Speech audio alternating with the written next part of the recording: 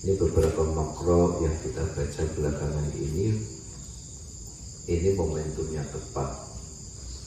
Jadi mensupport kita untuk tidak lengah, mensupport kita untuk tidak patah semangat di dalam berjuang.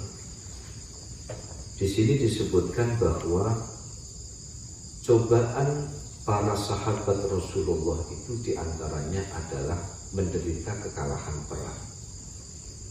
Pada pembahasan sebelumnya kita sudah membahas tentang bagaimana kekalahan pasukan muslim di perang Uhud itu disebabkan karena salah satunya adalah karena persoalan duniawi, ngeboti ghanimah, ngeboti rampasan perang. Makanya kalau orang dalam berjuang itu sebenarnya memberikan pelajaran. Kalau dalam berjuang itu mulai rebutan kue, ini berarti fakta saat, berarti nunggu saat kehancuran. Mendirikan majelis taklim ketika nggak ada apa-apa, semangat. Ketika mulai yang duit, mulai rebutan posisi, bikin ini, bikin itu, pokoknya selama itu di jalan Allah. Lalu kemudian ada semangat atau motivasi duniawi itu artinya kita sedang menggali lubang kubur sendiri. Makanya dalam satu paguyuban, dalam satu komunitas ini perlu misalnya ada amanah jadi apa, tidak usah rebutan, wis sapa sing gelem, kan begitu kan? Jadi tidak usah mau cari apa juga sih. Sampai disebutkan ketika para sahabat Nabi itu terluka, para sahabat Nabi menderita kekalahan, mereka tidak pernah patah semangat karena janji Allah, wattaqau ajrun azim. Pahalanya besar. Kalau dalam perang Uhud orang itu menderita kekalahan, orang itu menderita luka secara fisik. Hari ini mungkin lukanya tidak selalu itu. Ya Pak Amin ya. Lukanya bisa jadi apa? Lukanya itu dalam bentuk dikompori, digembosi. Lukanya dalam bentuk ya Allah susah-susah gawe ini dipaidu. Percayalah bahwa di mana-mana divisi perpaiduan itu selalu ada. Jangankan jenengan melakukan sesuatu yang tidak benar, sesuatu yang benar itu bisa dipaidu, Pak. Maka jangan pernah berharap bahwa berjuang di jalan Allah itu selalu mengalami proses yang mulus, tidak ada. Bisa jadi selalu salah di mata orang. Hanya soal maido itu sih siapa saja bisa. Tetapi orang yang respect terhadap proses, orang yang menghormati sebuah proses, di situ disebutkan itulah cobaan orang yang berjuang di jalan Allah. Meskipun menderita kekalahan, meskipun sampai kemudian pamannya Hamzah, pamannya Rasulullah yang bernama Hamzah terbunuh, dan waktu itu banyak pasukan muslim yang terluka, tetapi di dalam berjuang di jalan Allah itu tetapi janji Allah mereka mendapatkan pahala yang besar. Makanya sampai disebutkan wa qalu hasbunallahu wa ni'mal wakil. Ini wiridan Mas Rakil. Hasbunallahu wa ni'mal wakil, ni'mal maula wa ni'mal nasir. Itu sak kemengin jenengan. Ya Allah dalamnya susah, hasbunallah wa ni'mal wakil. Ya Allah tendari susah, hasbunallah wa ni'mal. Kenapa hasbunallah wa ni'mal wakil? Itu artinya cukuplah Allah itu yang menjadi penjaminku. Ketika sakit hati karena kalah, ketika menderita karena luka, mereka masih bisa menghibur diri. Wa qalu hasbunallahu wa ni'mal wakil. Sampeyan paidu monggo, sampeyan ece monggo, ora gelem melu gak apa-apa. tapi kita cuma pengen dibela sama Allah Subhanahu wa Ta'ala. Nah, itu makna dari hasbunallah wa ni'mal wakil. Nah, di sini juga ayat ini memberikan informasi tentang bagaimana intimidasi itu nyata. Innama dzalikumus syaitanu yukhawwifu awliya'ah. Koncone setan, ya, itu meden-medeni, dan dia itu dibeden-medeni setan aslinya, ya. Ini misalnya cerita di TV-TV, saya tidak cerita di mana-mana, cerita di TV-TV. Ada orang kok iri dengan kemajuan perjuangan seseorang misalnya. Misalnya dalam serial Tukang Bubur Naik Haji, kan selalu ada potret Haji Sulam, selalu ada potret Haji Mukhyiddin, ya kan gitu. Dan jenengan itu tinggal milih, Pak Hendri, mau milih jadi Haji Sulam dodolan bubur, nopo pengen jadi Haji Mukhyiddin jualan sembako. Tapi Haji Mukhyiddin di dalam serial itu dipotret digambarkan sebagai potret yang selalu ngerimui orang yang berjuang. Haji Sulam itu gak ada bener-bener di mata Haji Mukhyiddin. Dua motor, saya masih ingat kisahnya, itu punya motor, ya, rumahnya dekat dari masjid, numpak motor, maksudnya apa? Supaya nanti bisa dapat soft yang terdepan. Tapi di mata Haji Mukhyiddin, iki mesti meh pamer motor, kan? Tapi suatu hari nggak bawa motor, dipaitu juga. Wah, iki mesti harus ngirit bensin ini. Jadi mau masjid orang, coba salah kabeh, Pak. Makanya salah satu modal bagi kita itu, Pak, latihan orang usah pengen, okay? Orang usah pengen dipuji, orang usah pengen dihargai, tetapi belajar untuk menata diri pelan-pelan meskipun itu tidak mudah.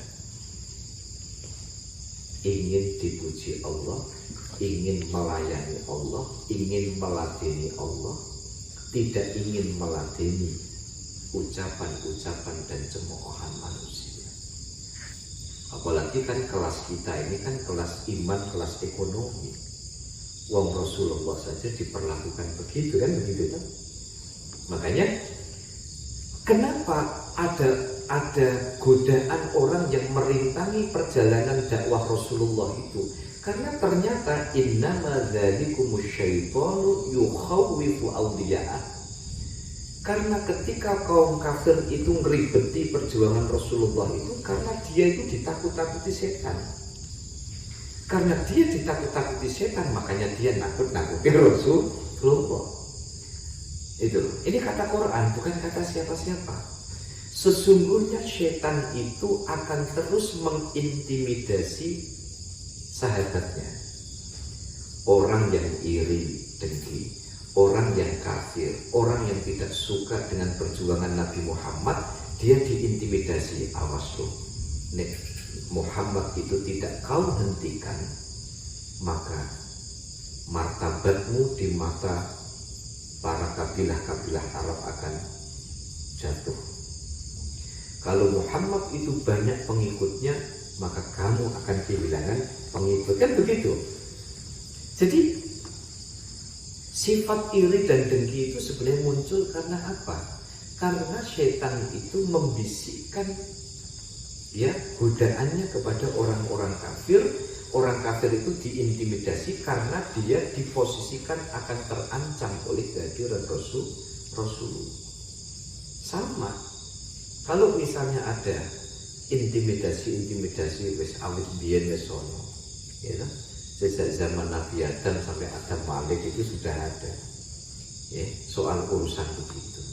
Makanya karena dia biasa diintimidasi setan, maka orang-orang yang begini ini akan mengintimidasi orang lain yang bisa diintimidasi.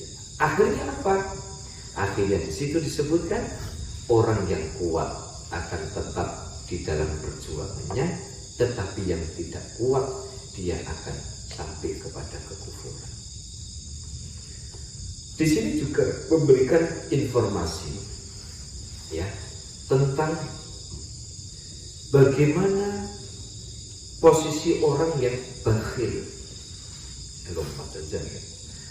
Wala yahsabanna alladhina yabkhuluna bima atahumullah. Rumusnya adalah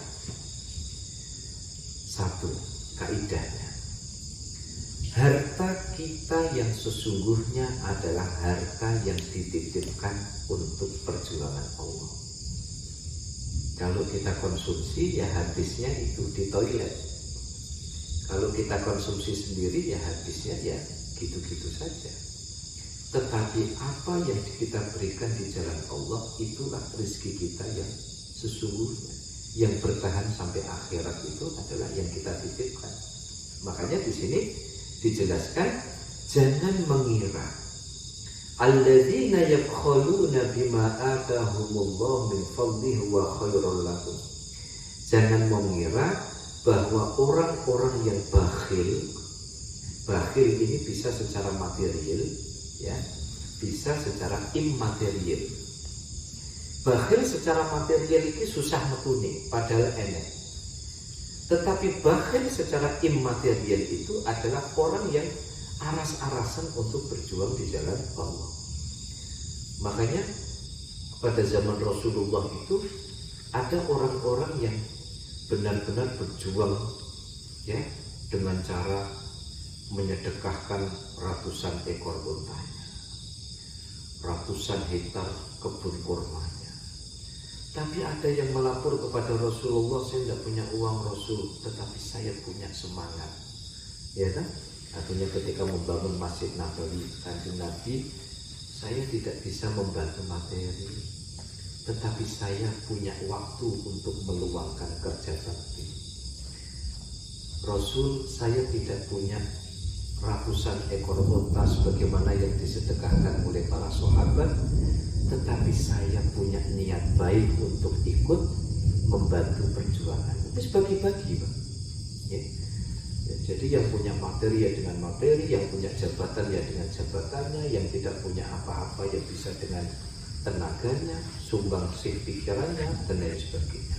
Oleh karena itu, secara umum, Makro pada malam hari ini memberikan satu semangat kepada kita bahwa di mana ada perjuangan di jalan Allah, maka disitulah pasti ada rintangan. Tetapi percayalah bahwa rintangan yang terjadi itu sesungguhnya adalah cara Allah menciptakan seni perjuangan dan cara Allah untuk memberikan surprise berupa reward ajrun azim, pahala yang sangat besar. Makanya ini harus jadi semangat ya kan? Pak Menteri, Ketua Panitia Pembangunan ya kan? Kalau misalnya pasukannya loyo ya kan? Soi kalau susu beruang Pak ya kan? Kalau perlu ketika mau rapat itu fotokan susu beruang. Anda pengen susu beruang gratis, datang rapat gitu.